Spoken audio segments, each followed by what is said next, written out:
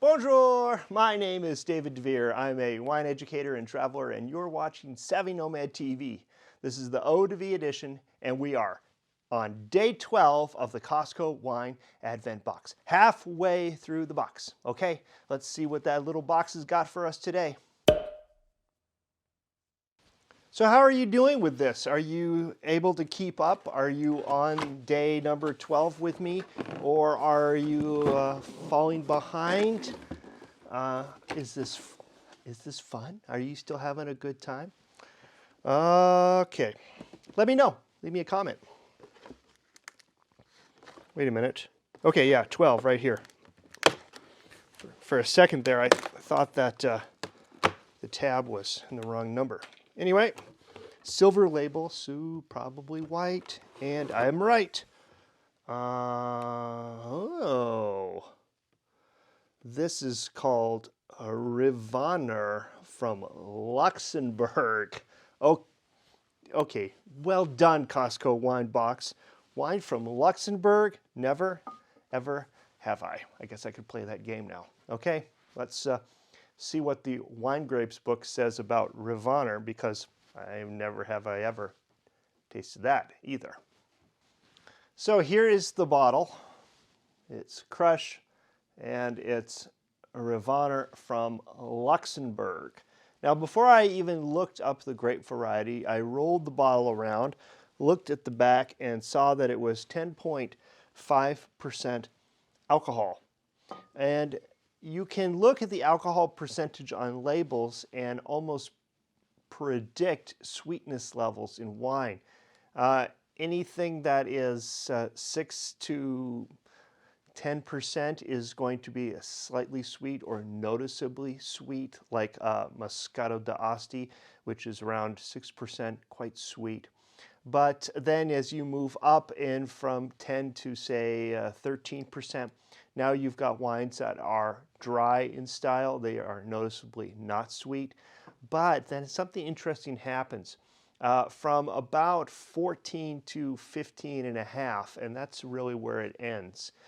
The wines become kind of sweet again, because high alcohol wines, the alcohol actually is perceived as sweetness. So some of those big jammy cabs and Zinfandels from California are actually slightly sweet in their character.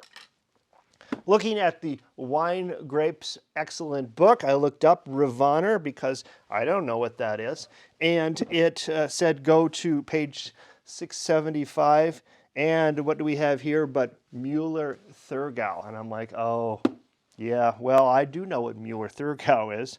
And I'll just read you here. It says, prolific German invader of the world's vineyards, producing soft, semi-aromatic whites in overabundance. Oh, so funny, because Muller Thurgau is a white wine that you've probably had. Have you ever had Blue Nun? That is Muller Thurgau. So these are noticeably sweet, aromatic, white wines, and generally they were from Germany, planted along the Rhine. They were super popular in the 80s and 90s, and you can still find them today. And I think Miss Robinson here, who is a wine aficionado, a master of wine, and someone who really has spent her entire career writing and thinking and talking and educating people about wine, I think she's a bit dismissive of the lowly Muller Thurgau as kind of a wine for the people, not very sophisticated, not very complex, a bit overly sweet and bland. Her words, not mine, but I do sometimes tend to agree with her, but that doesn't mean that you can't enjoy a good Muller Thurgau, because I like to enjoy all types of wine. So Rivaner is simply a synonym, a Luxembourgese, Luxembourgeois, not sure how they call themselves. Anyway, just a Luxembourg word for Muller Thurgau. Muller Thurgau came on huge in the 50s, 60s, and 70s in Germany and became a huge export wine.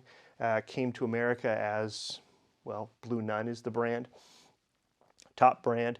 And Luxembourg borders Germany on the Mosel River, where some of the best Rieslings are made, some of the best German Rieslings are made, some of the best French Rieslings are made along the Mosel. So here we've got a Rivaner or Muller Thurgau from Luxembourg. Let's see if it's sweet and aromatic. It should be. I think there's a place for every sort of wine in every sort of occasion in every part of a person's life. If you want to become a wine snob, you certainly can. But snobbery, snobbery doesn't really give you the opportunity to just be casual and relax. And that's what wine's all about.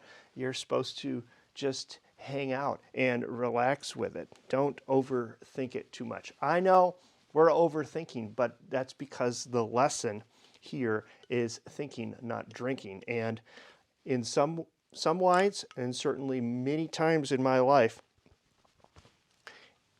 I don't think about it. I just drink it because I'm enjoying time with my friends or I'm relaxing with my family and we are having a nice meal and I don't want to think about it. I just want to drink it. Some of these really approachable wines like Rivaner, I forgot a glass. Come with me while I go get a glass. I'll keep talking. Some of these approachable wines like Rivaner are so easy to drink that you just don't need to think about it. You just drink the glass, you drink the wine, you enjoy it with your friends, and well, there you go. No problem. Who cares? But we're here to think about it. So let's pour it up and see what we get. I've filled out the top of my tasting card. Now, it's yellow pale. It's really quite pale. All right, I'm excited. Let's see what kind of aromatic fruits we get here. Pineapple, honey, maybe a little touch of peach,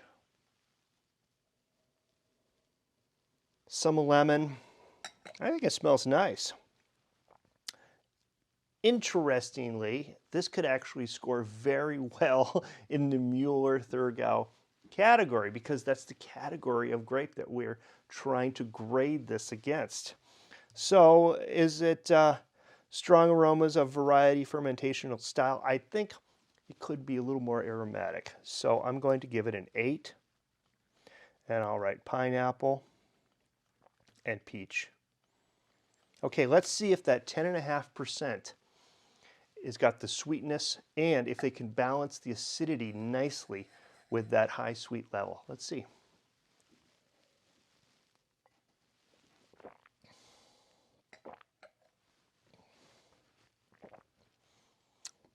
Actually, it's not as sweet as I would have thought.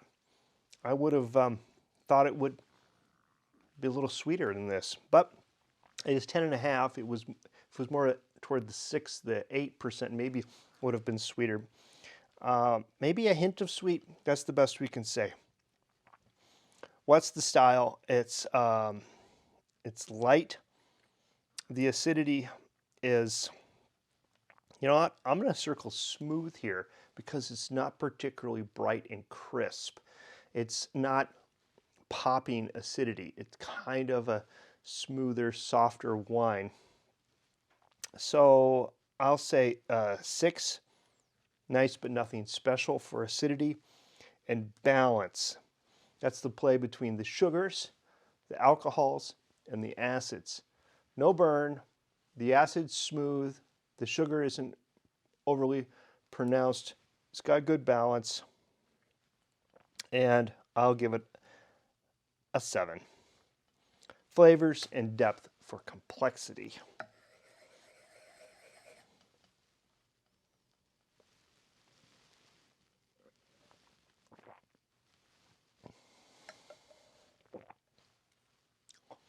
Sometimes when I'm really trying to give the wine its best showing, I actually hold some of that wine in my mouth and breathe out my nose. It forces the aromas up into my olipithelium. Is that what it is? Olfactory olipithelium, which is a little patch of smelling on my brain. But it's not overly complex. It's drinkable, but it's not overly complex. I'm going to give it a 5. And the finish is medium to medium short. I can feel the acidity still dancing slightly on the tongue, just a little bit of sparkle there, but it's not an aromatic expression like you would get from a really good quality German Riesling. I know this isn't Riesling, but I would still hope there'd be a kind of a longer finish here. It's a good finish, but it doesn't add to the sensation, so I'm going to give it a 5. Okay, I'm going to go do my math. Okay, here are my final scores for our Rivaner, otherwise known as Muller Thurgau from Luxembourg. Luxembourg. Hey, you know, I've never tasted a wine from Luxembourg. Props to the box for that. Okay, aroma 8, acidity 6, balance 7, complexity 5, finish 5. That's 31 points. Add that to 50, and you've got 81 points. Are you ever going to see a 90, 95 point Muller Thurgau? No, never. I'm not even sure what that would be, but each grape, each style of grape should be graded against its competition, which its competition are other Muller Thurgaus out there. If you go to a holiday party and somebody hands you a glass of semi-sweet white wine and you drink it and it goes great with Christmas cookies, are you unhappy? No, you're happy. And that's what the point of Muller Thurgau is. It's just here to make you sit back, relax, and enjoy life, because that's what life is all about. Making those memories and those moments with people you enjoy. Well, I hope you've enjoyed this episode. If you have, please give me a thumbs up. Please consider subscribing if you're new here. And until tomorrow, I say à tout à l'heure and cheers. Hi, I don't recognize the name Rivaner, but this is an interesting goldy, almost rose undertint color.